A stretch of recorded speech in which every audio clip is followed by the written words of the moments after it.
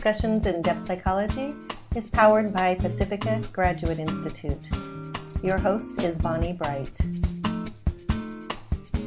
Hello, everyone, and welcome to Discussions in Depth Psychology, which is powered by Pacifica Graduate Institute. I'm Bonnie Bright, and I'm a graduate of Pacifica in the Depth Psychology program. And if you are following this series, you may know that this series is dedicated to bringing you discussions with some of the really remarkable individuals who are contributing profoundly to the world in depth psychological ways. And so I'm very pleased to bring you my guest today, Lisa Schouw, who's a graduate of the Engaged Humanities and the Creative Life program at Pacifica. And in part, Lisa's work centers on the role of creativity in the individuation process. So I'm sure that we'll have some discussion about that. But meanwhile, thanks for spending some time with me today, Lisa. Entirely my pleasure. Entirely my pleasure. I've been looking forward to it. Me too. Well, I'm really glad to have you here because, as I mentioned, our topic, I think, is really profoundly fascinating. Creativity is such an integral aspect of each of our lives, whether we are actively tapping into it or maybe not actively tapping into it, as the case may be. So we'll be looking forward to talking about that. But let me first read your bio so that everybody has some background on you, and then we'll jump in. Lisa Schouw is a doctoral candidate at the University of Sydney Theatre and Performance Studies Department, and she has a master's in Engaged Humanities and the Creative Life with an emphasis in depth psychology, as I mentioned, from Pacifica Graduate Institute. She works in Australia as a clinical psychotherapist, a singer-songwriter, a theater maker, and a singing teacher. And her passion is the part creativity plays in the individuation process of her clients and fellow artists. So Lisa, I mean, it's pretty clear from that bio that you have a lot of background in things that are very creative. I mean, we have theater, we have singing and songwriting. You're teaching some of those things, but you're also a clinical psychotherapist, which is really an interesting part to look at when we start talking about creativity. Maybe you can talk a little bit about the common ground that each of these three different, very different actually, vocations occupy, and then how depth psychology has really helped you to deepen into those practices. I think essentially the three, as you've named them, they have at their core a capacity to listen in different ways, both to listen to the internal, of the listener, the person, but also to listen to either the client, if I'm in my therapy mode, the student, or those people that I'm collaborating with, be it either writing music or creating theatre. So I think they have one essential part that is that capacity to listen. I've spent the first part of my life as a creative creature, moving from dance to music and to theatre and backwards and forwards. And I have to let you and your listeners know that I come to the academic world very late in life. I didn't actually start my formal study until I was nearly 50. So, but I was always searching for something that would help me hold or help me to explore safely that which was coming up in my classes with my students, the parts of them that would perhaps unfold as they began to, or unravel as they began to work with music or theatre. So, and I've always been an amateur psychologist as well, read a lot. And so when I came across depth psychology, when I came across the course at Pacifica, for me it offered me an opportunity to find a way to stitch those worlds together. And so now I have, a practice that allows me to move both into the psychological and then out into the creative and backwards and forwards again. And this really, feels like a really elegant dance between the two.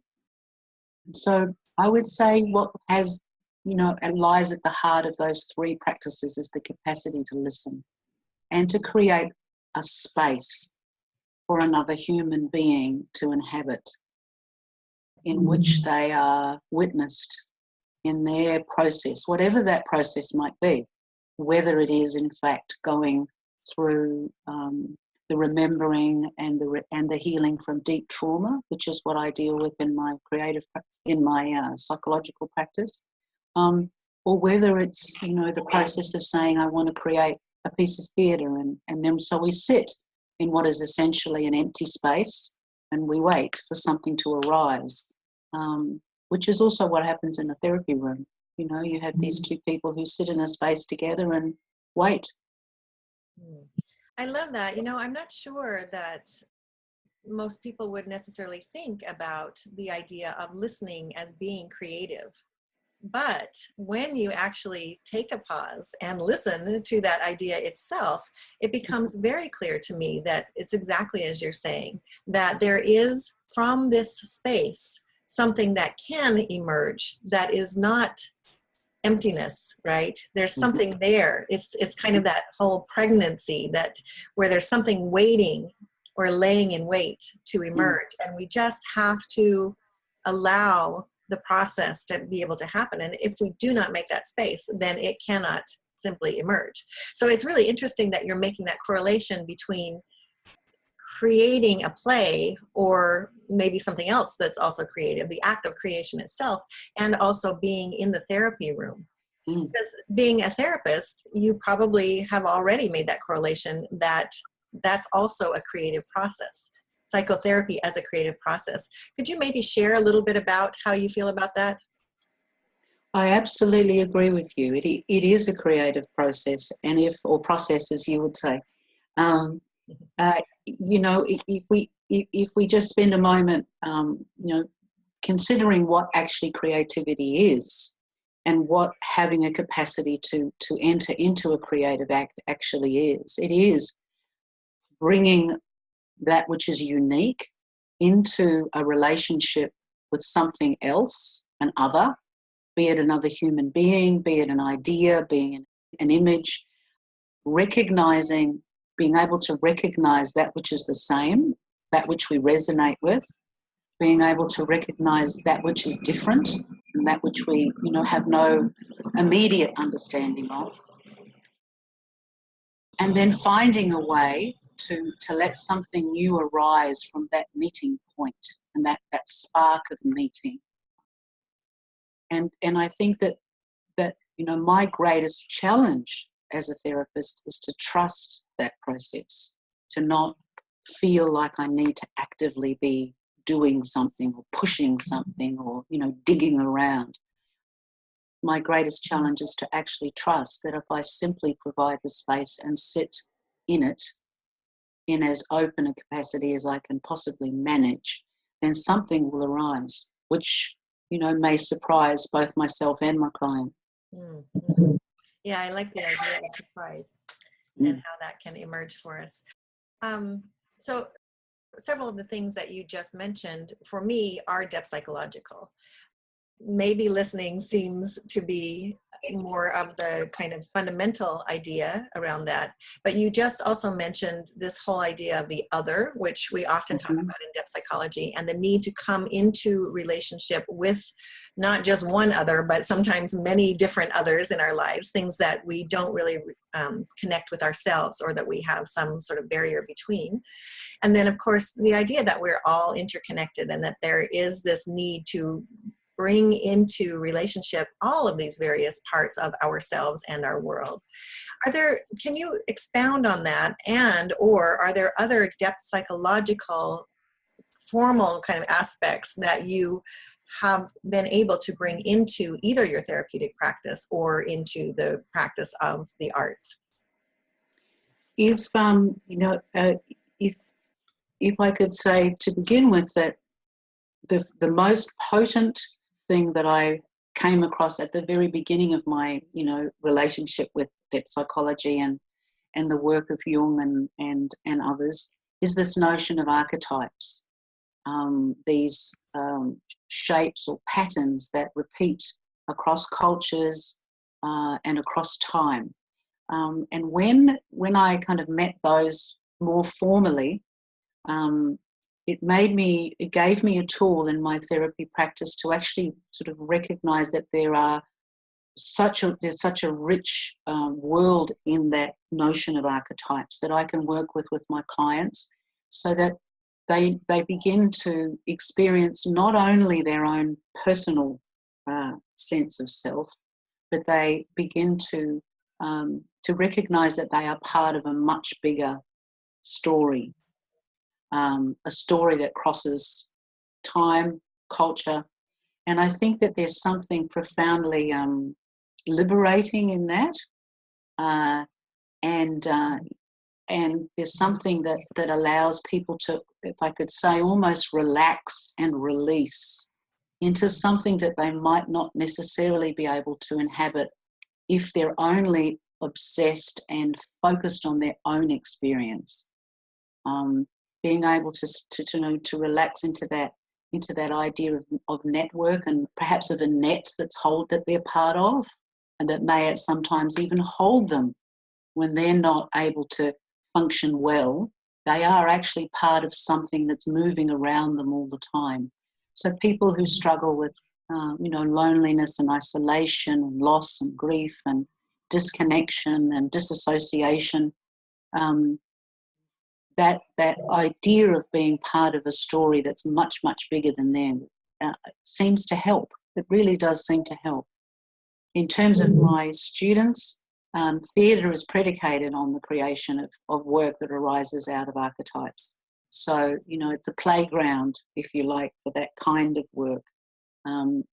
Right from the beginning, since we've been, we started sitting around fireplaces telling each other stories and playing with the shadow from the fire on the wall behind us, to create monsters and boogeymen and angels. Archetypes have been with us since we arrived. So I think in both realms, depth psychology and the language of the collective unconscious, the human psyche, the soul, and so many other parts of the language of that world are perfectly placed to move between the therapy room, the individual story, and the universal story. I love that you're alluding to this really ancestral past that we have, which did start with communities being around the fire, telling stories and making meaning of their experience in that way.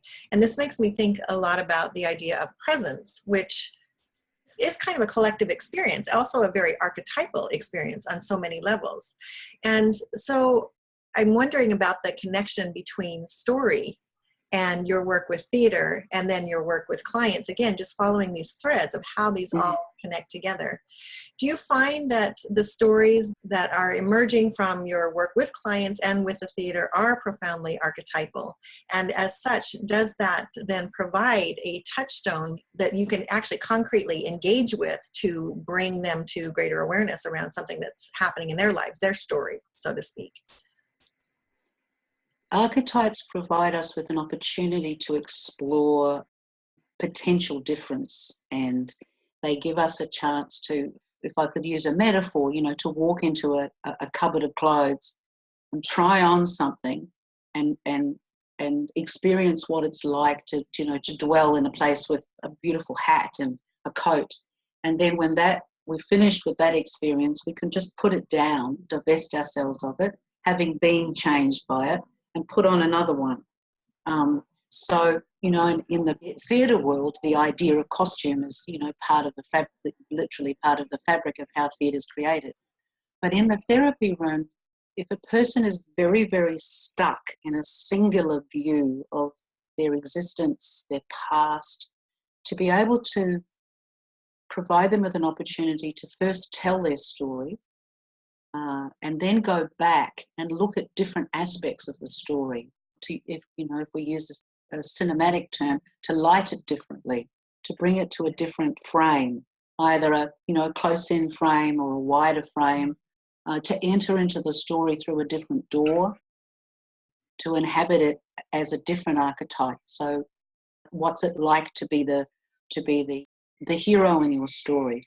What's it like to be the healer in your own story? What's it like to be the warrior? What part of you is a warrior? What part of you is a mother, whether you're male or female?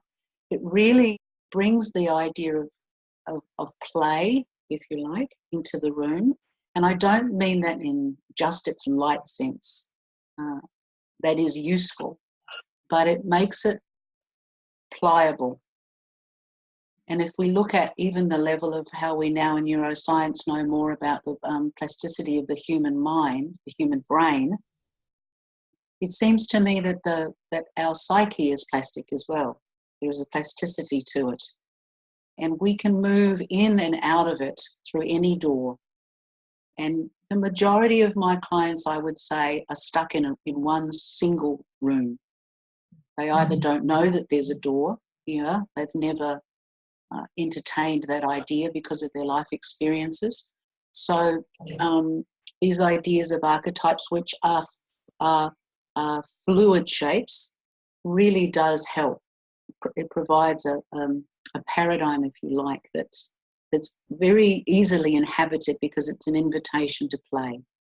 Yeah, I definitely see the tie into theater there, and also music to a certain extent, because I'm sure that a lot of your experience, and I'm not very musical personally, but I certainly love and appreciate wonderful music. And it just occurs to me that music is also has that capability. It has the fluidity, as you mentioned, and it has a structure. It can serve as a container, but it can also be just this movement by which we are able to be transformed, to be taken or transported into new and different places. Music has form. You said it so beautifully. It does. It has form. And what form does is it provides us with boundaries. Because I don't think we can find ourselves if we endeavour to reside in an area that is completely unbounded. That is where, madness resides. So music gives you an opportunity to have a language. It's a language that you can share with another human being. It's also a language that there are many people that believe, and I'm certainly one of them, that human beings are musical instruments. We actually are an instrument.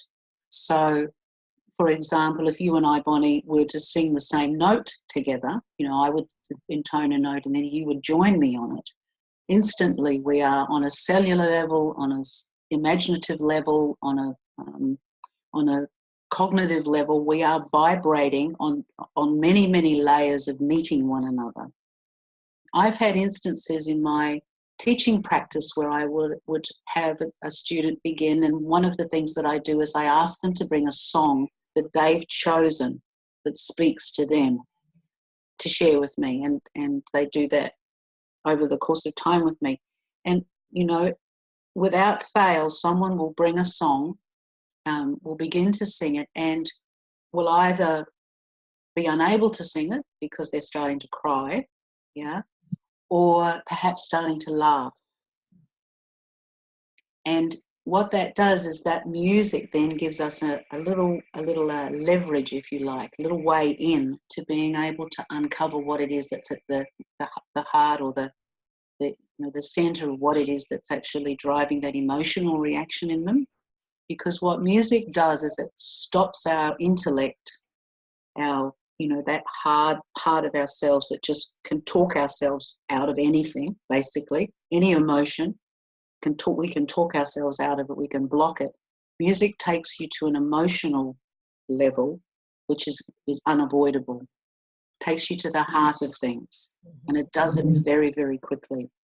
It kind of unmasks you, if you like. Yes. Yeah, I think that everybody has had some experience of that. And however, having that experience in a container like psychotherapy, for example, where one can feel safe in allowing whatever transformation is occurring in that moment to unfold, I can only imagine is even more powerful. So speaking of that, I know that you do something that you call the theater of testimony. Can you share more about what that is and what's the value of it? Essentially, theatre of testimony is the creation of a theatrical piece which arises from the gathering of real people's stories and crafting those stories along with sometimes the social media of the day, newspaper articles, video perhaps, but essentially the real stories of people rather than it arising from the imagination of the playwright. So an example of that would be at the school where I teach. Last year we were in Australia. We've been struggling with this, the idea of gay marriage and whether it should be changed in our legislation or not, whether it should become legal. And so the students went out into the community and found 26 people who were either not gender clear, lesbian, gay, in relationships, seeking a relationship, maybe suicidal because of their gender issues or their sexual issues, people in their 80s, a woman in her 80s, someone who was only 17, and every shape and size in between. They interview these people and then they create a script from the words of those individuals. And we end up with a piece of theatre that is at about an hour long, and it brings the students, the people who are being interviewed, the audience, into a place in a container, a theatre, where they can begin to consider these issues that are in other arenas either taboo to talk about, challenging to talk about, politicised, and so then we never end up actually doing anything, and creates an opportunity for there to be social discourse. And for people who perhaps may never have even sat comfortably in the presence of someone other than themselves, you know, their culture, to be able to hear those stories and to be able to be emotionally moved by the troubles and the conflicts and the challenges of that particular social group.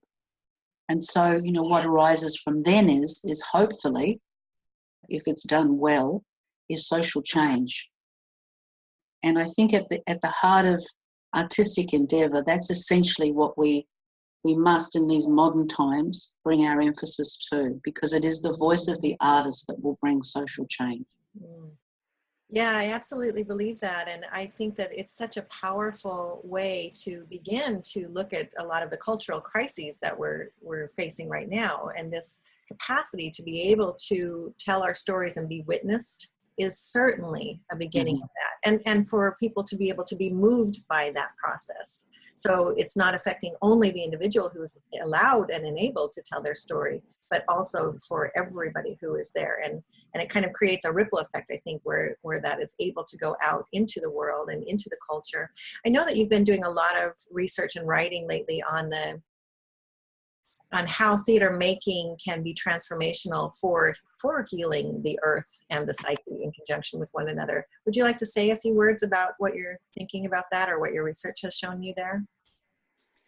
Well, essentially, I think at the moment I'm exploring how we can remind ourselves through artistic endeavour that we are in fact not separate from nature, that we are part of her, and that part of the illness of the planet, part of the illness of the psychological illness of so many people in the Western world is because we have lost that deep experience of knowing that we are actually part of nature.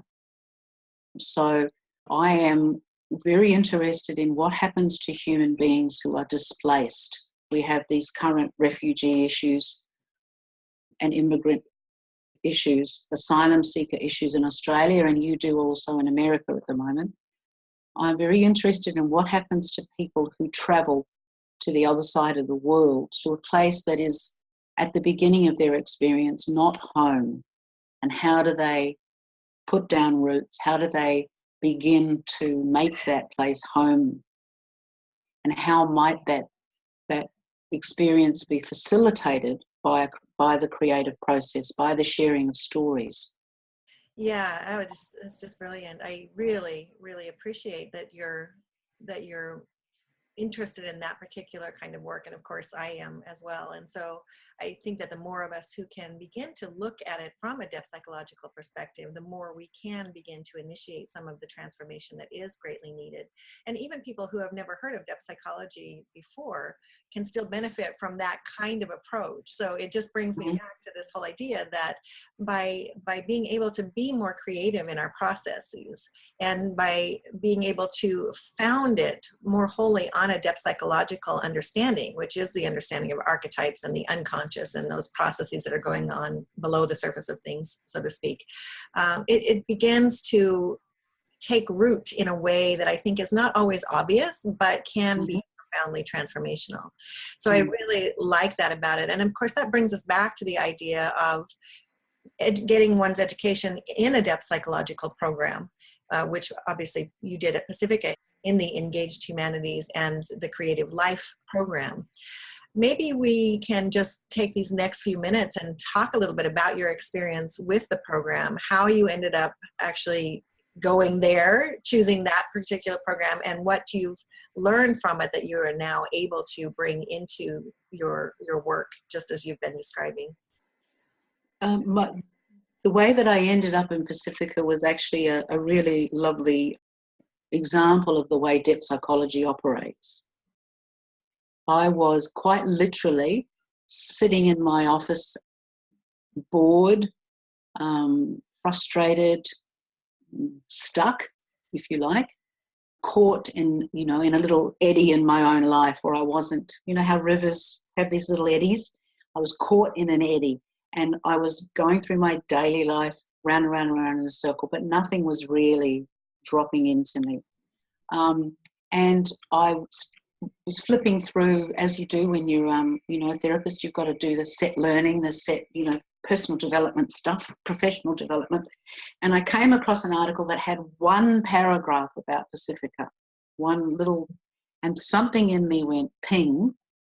And I went in search of, I went to the internet, fabulous interweb as I call it, and found the images, the language, and it was almost as if I had this visceral, this physical and deeply moving moment where I recognized myself. I recognized that I'd had years of struggling with, I seem to be speaking a different language to most people that I meet, and most of the time I have to stop this capacity that I have to always speak in metaphors. And in the language of Pacifica, just even on their website, I recognized something. I recognized something within myself. As we sometimes do in life, I went, well, you can't go there. It's on the other side of the world because I live in Australia. It's, that's ridiculous. Just forget about it. And so I kind of did. And literally, Bonnie, a year later, I was back in the same office having exactly the same feeling, and an email popped up, and it was from Pacifica, saying, you made an inquiry a year ago, are you still thinking about it? And in that moment, I went, yes, I am still thinking about it. A year has gone by, I'm going to do this. And so I did. I restructured my life. I sold my child and my dog and to get some money so that I could to come. And I spent 2 years traveling across the Pacific every 3 months in a big plane. And there was something profoundly important about the fact that I was leaving my homeland, traveling to the other side of the world to study and to immerse myself in the culture of Pacifica, and then coming back each time to bring that which I'd learnt.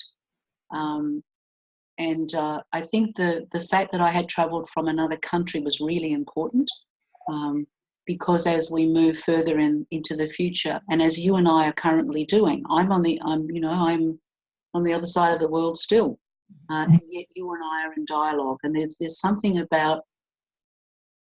empowering for me about understanding that I can make a difference in the world, one person at a time, one journey at a time. It's helped me to not become overwhelmed by everything that's happening in the world, and to feel that, what the hell am I going to do? You know, that time at Pacifica and those journeys backwards and forwards, because there's a residential every 3 months for the Engaged Humanities program, really provided me with a map to not only re-engage with myself, because I had lost my own personal connection to my creativity. It helped me to reconnect with that, but also brought me into collaboration with so many other human beings that I would never have met, and brought me into a relationship with depth psychology that has profoundly changed my experience of life. I can say that, you know, with my hand on my heart. Yeah, that's really beautiful. Thank you for sharing that story, because it's really poignant. And of course, it speaks to me personally very directly as well, because I also had the benefit of being able to go to Pacifica and experience my time there. The campus is really beautiful. It's a very special place. And the capacity that we have to be able to go there once in a while and then return to our home place, wherever that might be. And it's true, it's really remarkable that you came all the way from Australia. I've never met anybody who's come that far regularly before. But the value of that kind of hybrid program, where you can actually immerse yourself in the material with other people who are like-minded, who are passionate about studying it with you, alongside you, have the conversations and sometimes the debates that emerge in those classes, and then be able to complete your process and return to your homeland knowing that you have now the gift. It's kind of the hero's journey that Joseph Campbell talks about, that you can bring that back and reintegrate it into the work that you're already doing, but also at a whole different level and with a whole different set of tools and gifts that you can bring back to your community. So I really love that. I think it's beautiful. I wanted to mention, you are a very prolific writer, I think, and there is a really interesting article that you've written for Depth Insights, which is a publication for the depth psychology community that's found online. And that was on the Jung and the Way of Pooh, and you called it A Guide to Individuation and Archetypes in the 100-Acre Wood. So as we close here, I would love if you can just give us a couple of lines about your findings on what Pooh has to say about the archetype or the depth psychological approach. Well, I'm not sure what Pooh would have to say about that, because Pooh, as you know, is a bear of little brain. I have been fascinated by Winnie the Pooh just from childhood, and I wanted to just introduce him to you. And I have my glasses on, which is what I have to do when I'm doing academic things. I think if I could just read something from the beginning of the book, it's only a couple of lines. Perhaps this is a timely moment to introduce Pooh more formally as he appears for the first time in Winnie the Pooh. We find him momentarily in the outside world, bumping repeatedly down the stairs on the back of his head, held by one paw, under the control of Christopher Robin. We learn in this first paragraph that Pooh feels that there really is another way, if only he could stop bumping for a moment and think about it. And then he feels that perhaps there isn't. That for me encapsulates depth psychology very, very simply, that it is a place where we learn and develop the capacity to not know, to not always know the answer, to live in the mystery of life and our own personal journey, and to do what Pooh's doing there, where he's coping with life, the bumps of life. He's being dragged along by what is essentially a cultural influence in the body of Christopher Robin. And all the while, he is wondering whether there is another way to journey through life. And for a moment, he captures something and he's clear, and then it disappears, and then he's not so sure again. Jung has written a lot about what he calls the tension of opposites. And I think here Pooh is exemplifying that there is a tension between opposites always in human existence, and that we move between those constantly. rather than being completely didactic, which is that Western view, that Cartesian view of it's either left, right, or good or bad. Jung teaches us that there is a movement always, we're always in motion. And I think that by reading Pooh, we get, despite the fact that he is a bear of little brain, we get closer. We get a kind of a manifestation of Jungian thought. The 100-acre wood in the article that you talk about for me is the psyche as a whole, and each of the characters in the story represent a certain archetype within that psyche.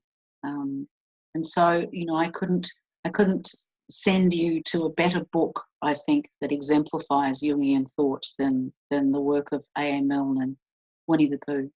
It's just a wonderful illustration of exactly everything that we've been talking about today, Lisa. That is how you have, I think, so profoundly been able to apply creativity to create a metaphor, or to maybe shed some light on what a metaphor that's already there, about how a depth psychological approach can be so compelling and so transformational and so important to us. And you mentioned it when you were talking about the program at Pacifica, and you also alluded to it when you were reading that excerpt from the book just now, and that is that depth psychology, I think, can provide a haven for us. And it's not to say that it's perfect and that we can escape the challenges of our time. But in fact, what is happening is we are all challenged by our times. And maybe people have felt like this for, since the history of mankind, since we did first gather around the fires and make the shadows. But I just feel personally like it has become such a vehicle for me to be able to navigate the storm and the outside pieces of it. And it doesn't mean that I always feel like I'm successfully doing that, but I know that there is that form there, if we want to come back to that word that you used, and that capacity for us to allow the spaciousness that you also mentioned in the beginning for something new to come through that can help us balance those polar opposites when we are kind of feeling ourselves battered by that storm and swinging back and forth. I absolutely agree with you, and I think we are creatures of habit. We kind of want to. Strangely enough, we're pulled on one way where we don't want to change. We want everything to stay exactly the same, and yet our evolutionary path and our striving for individuation that Jung talks about is to become whole. And whole is not a singular thing. A whole is created by a myriad of parts, and in our lifetime, if we can spend as much of our waking hours exploring those parts, and as much of our sleeping time when we're dreaming, journeying through those parts in a different way, then we stand a chance of weathering the storm of existence. Without it, I think we despair. And at its very worst, as societies, both I can only speak about Australia from personal experience, and from America from a distance observing. What is our choice? We just go to sleep. We go to sleep and we become passive, and we do not move through our day with any purpose or with any sense of action or agency. So I think in part of the reason we've ended up where we have in the Western world is because we have stepped out of that idea of agency and that idea of being present in every single moment, and the wonder of that. And that does take, depth psychology, I think, provides us with the fuel to be able to do that. It gives us a soft place to land, if we're really struggling. It holds us. But it also provides us with a spark and a fuel that when we finally wake up and go, yes, I'm ready for life, it gives us a language in which to engage with, in conversation with not only our own lives, but the lives of others. Yeah, just beautiful. Well, thank you so much. I've been speaking today with Lisa Schouw, who's a clinical psychotherapist, a singer-songwriter, a theater maker, and a singing teacher. And Lisa, I'm just such a huge fan of all your work. I think it's really wonderful. And of course, you can find Lisa's work at her website, which is www.lisaschouw.com. That's LISASCHOUW.com.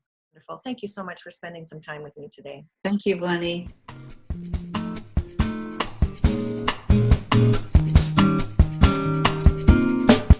You've been listening to Discussions in Depth Psychology, powered by Pacifica Graduate Institute with host Bonnie Bright.